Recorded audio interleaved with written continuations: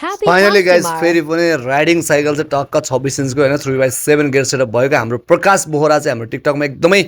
support गरिरहनु भएको थियो होइन र दाइ म एकचोटि तपाईँको सबमा आउँछु म एउटा साइकल जसरी लिन्छु भन्नुभएको थियो सो उहाँ आउनुभयो होइन उहाँलाई मैले एउटा हेलमेट र लक होइन घन्टी पनि एकदम फ्रीमा दिएर हालेर पठाइदिएको छु खुसी लाग्यो होइन जसले मोटर बाइकको हबलाई चाहिँ फलो गर्छ होइन र हाम्रो फलोमा बस्नुहुन्छ उहाँहरू चाहिँ केही न केही कुराहरू चाहिँ पाउनुहुन्छ गाइज होइन उहाँले नै पाउनुभयो होइन तपाईँहरू पनि पाउनुहुन्छ गाइजहरू सेयर गरिरहनु भएको थियो सो गाइज आज फाइनल उहाँसँग भेट भएको छ होइन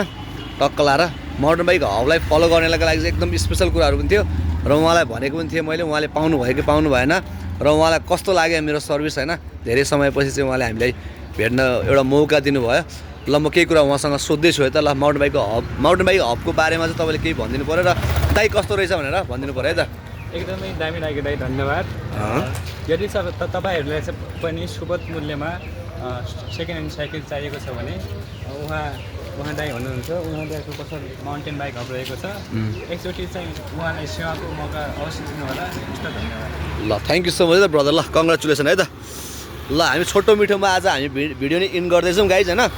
सो कुरो बुझिहाल्नुभयो तपाईँहरूले टक्क लाएर मोटर बाइक हबमा आउने सेकेन्ड ह्यान्ड साइकल पनि लाने टक्क एक्सचेन्ज पनि गर्ने है त गाइज ल बाई बाई